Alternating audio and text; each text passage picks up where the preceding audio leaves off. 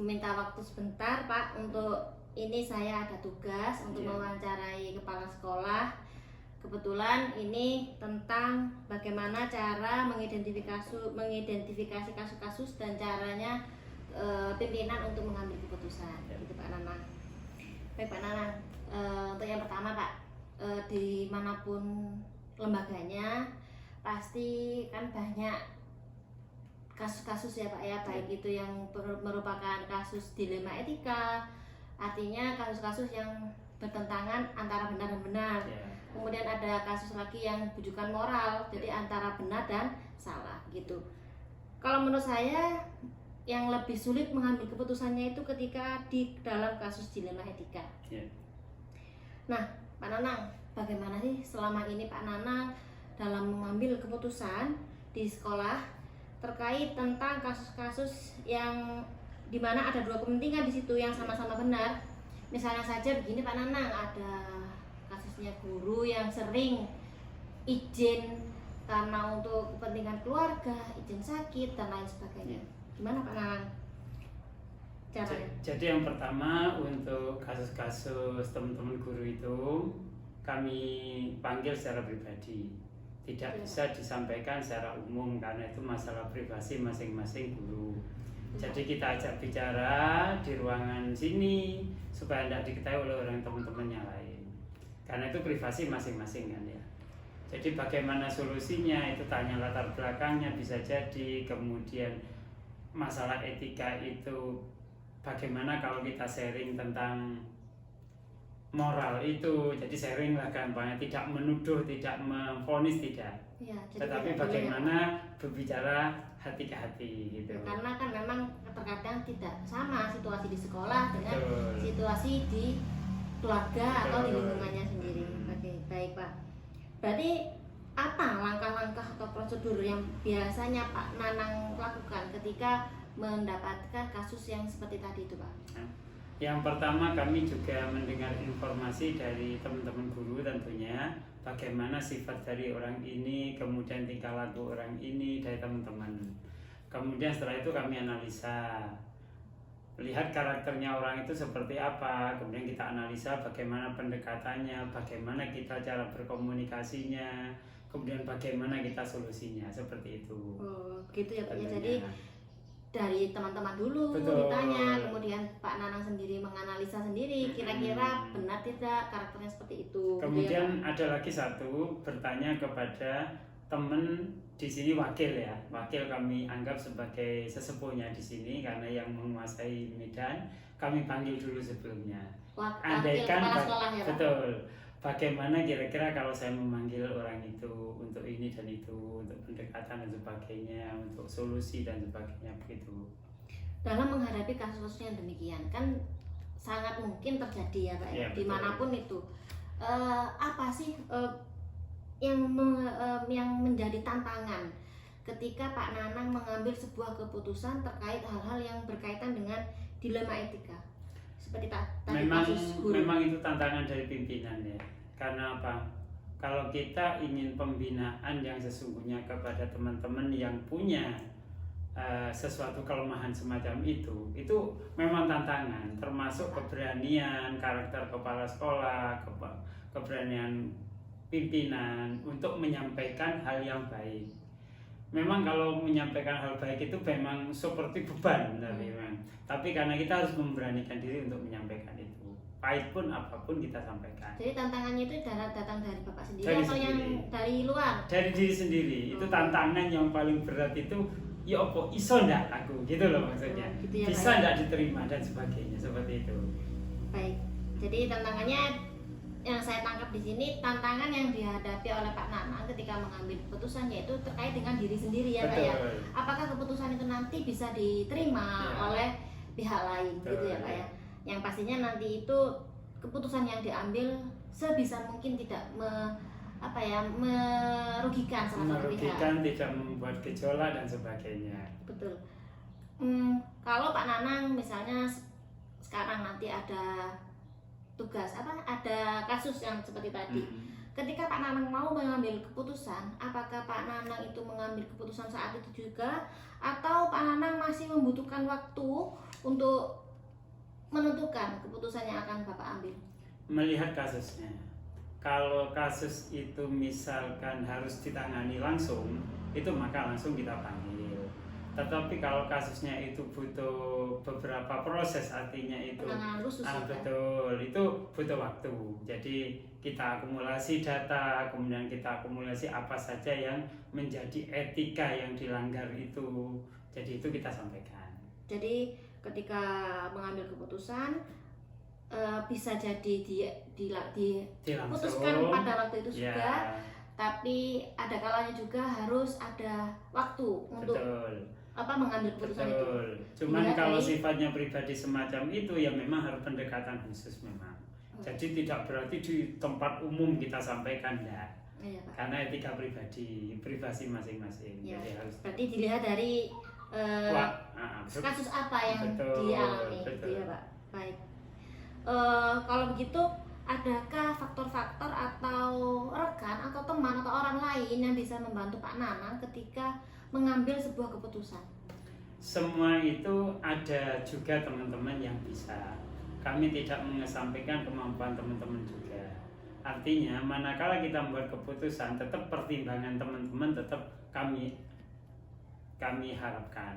Maksudnya Artinya teman-teman gini. ini Bapak Ibu guru atau Betul, waka Bapak, atau Ibu, yang ya, lainnya yang gitu ya, lain Pak? juga. Yang ada di sekolah. Betul. Jadi ada teman, ada guru, Iya. ada waka dan lain sebagainya. Artinya tidak keputusan secara sepihak dari saya saja, tapi berdasarkan dari informasi dan keputusan itu mungkin juga dari teman-teman juga. Jadi tidak bisa diputuskan oleh Pak Nanang sendiri, Iya. tapi harus ada teman atau orang lagi Komunikasi, betul. yang bisa Ya. bisa diajak untuk Ya, berkomunikasi ya, betul. Pak. Luar biasa Pak Nanang. Begitu itu tadi adalah proses ya Pak, langkah-langkah yang diambil oleh Pak Nanang ketika mengambil sebuah keputusan. Dalam hal ini khususnya adalah tentang kasus-kasus yang berhubungan dengan dilema etika. Ya. Pastinya ini akan menjadi manfaat bagi saya, menjadi ilmu-ilmu baru yang kemudian hari bisa saya terapkan Pak. Entah itu menjadi pemimpin atau dalam pemimpin pembelajaran gitu Pak. Dari semua yang sudah Pak Nanang sampaikan kepada saya, mungkin adakah pesan yang ingin Pak Nanang sampaikan kepada saya terkait tentang cara yang efektif mungkin untuk mengambil keputusan khususnya dalam dilema etika? Ya.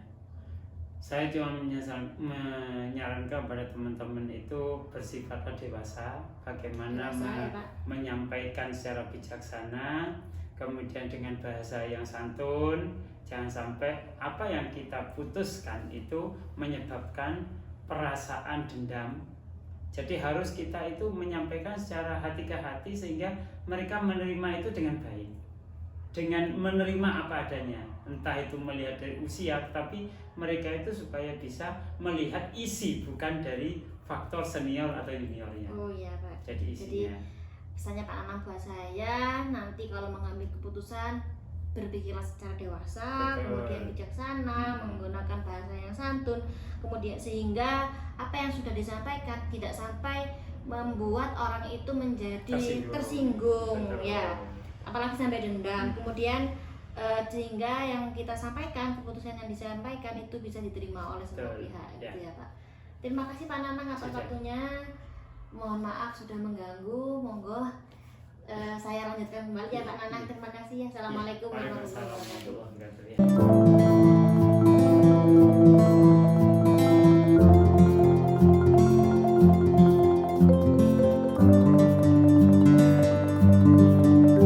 Assalamualaikum Pak Agus. Waalaikumsalam warahmatullahi wabarakatuh. Fatma, Sehat ya Pak? alhamdulillah sehat. baru pertama ketemu, sudah lama nggak ketemu. Saya semenjak lulus dari sini sudah jarang sekali ke SMP, Pak. Oh begitu, alhamdulillah berarti alumni sini ya. Iya. Saya lupa. Nah, kalau tidak diingatkan ya memang muridnya banyak gitu. Iya, Alhamdulillah. betul, Pak. Alhamdulillah. Oh iya, mohon maaf sebelumnya Pak Agus, saya Iya. mau ngerepoti nih, mau Iya. minta waktunya sebentar. Ya, bisa. Karena ada tugas, Iya. saya mau mewawancarai Pak Agus tentang pengambilan keputusan di sekolah. Iya. Silakan ada.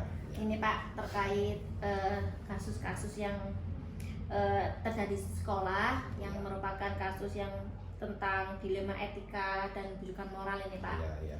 Saya rasa di semua lingkungan, di semua sekolah ya Pak ya, tidak hanya di desa, di kota atau dimanapun, di SMP, di SD, itu pasti adalah kasus-kasus yang merupakan dilema etika dengan rujukan moral. Iya.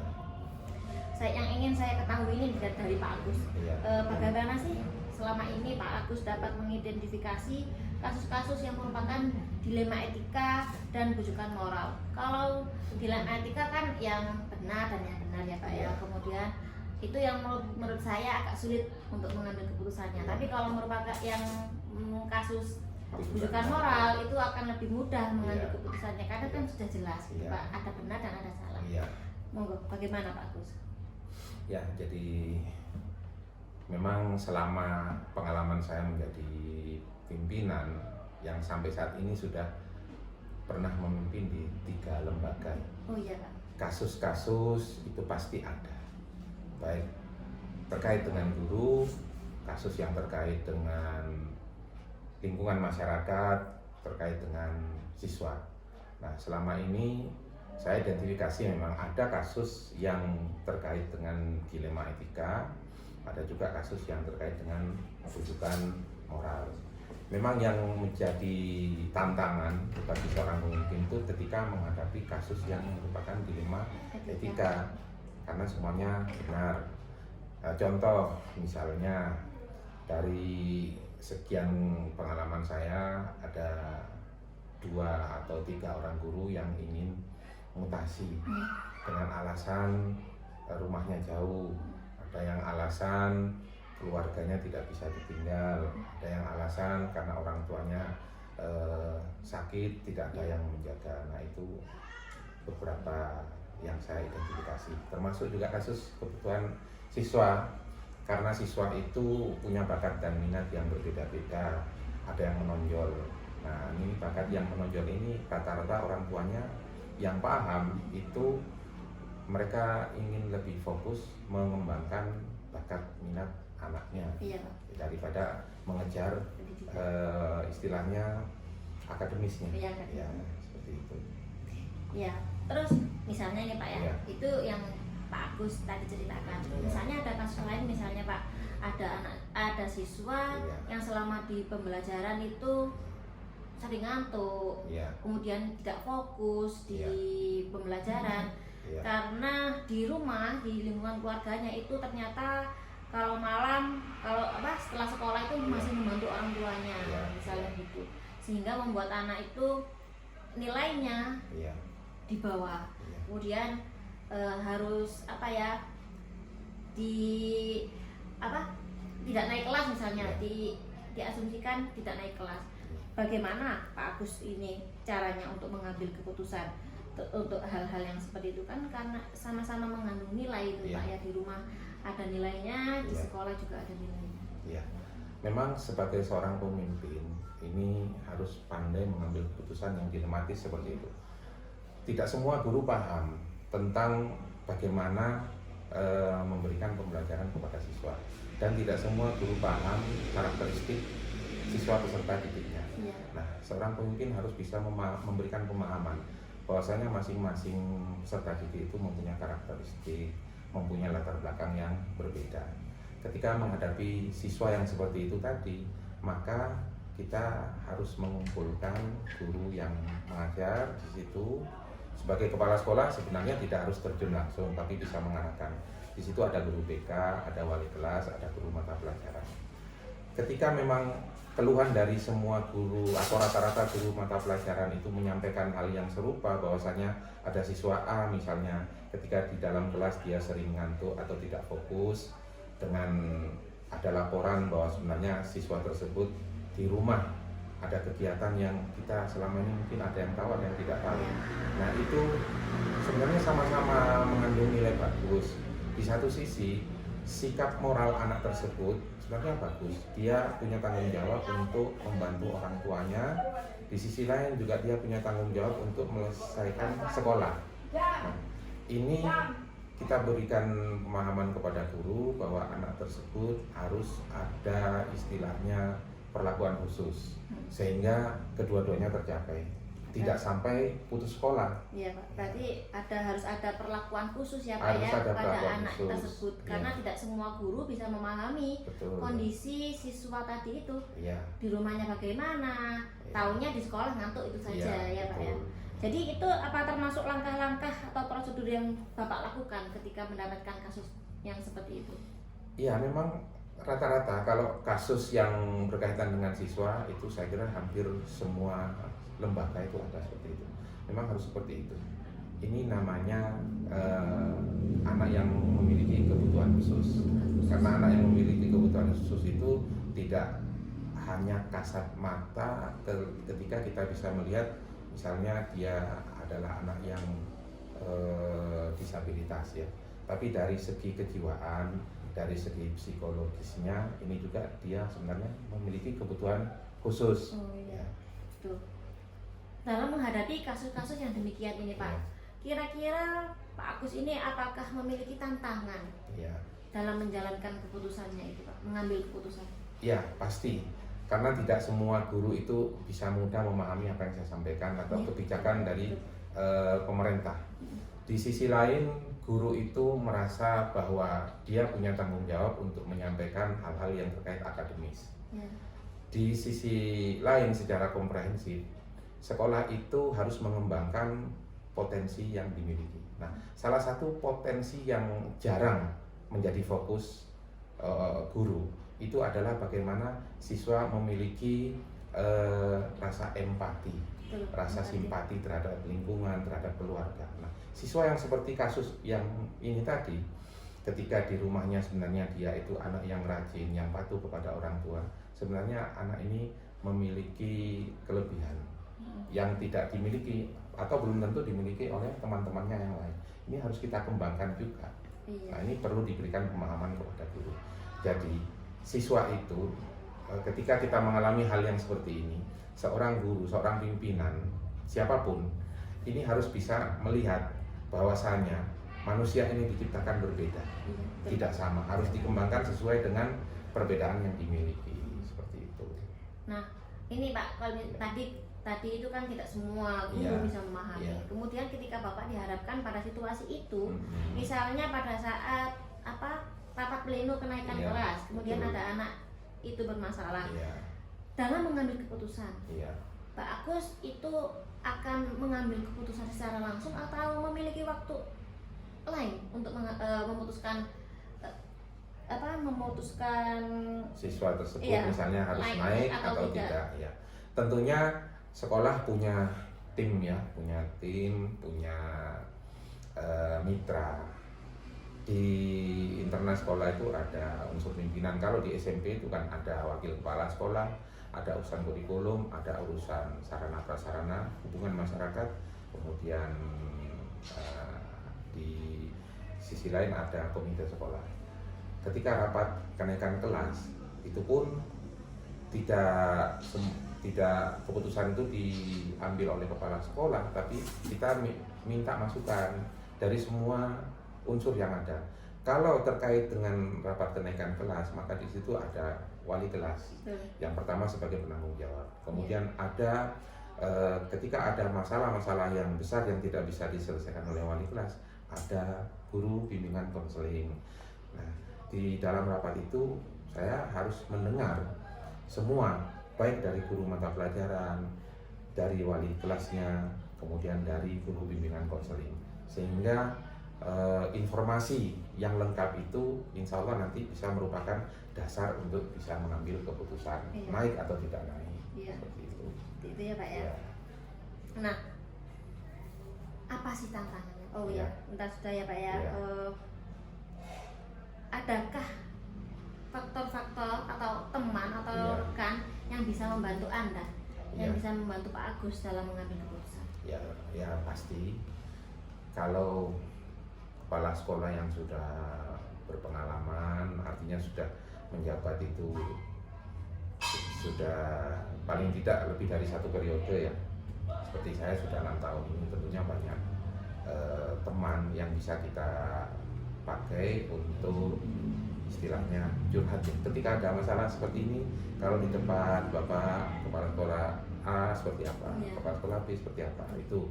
Kemudian kalau di lingkungan sekolah sendiri kan ada juga teman dari komite, pengurus komite, kemudian juga dari tokoh-tokoh yang terkait dengan apa ya, stakeholder sekolah ini bisa kita ajak untuk berkomunikasi, musyawarah ketika ada permasalahan seperti ini.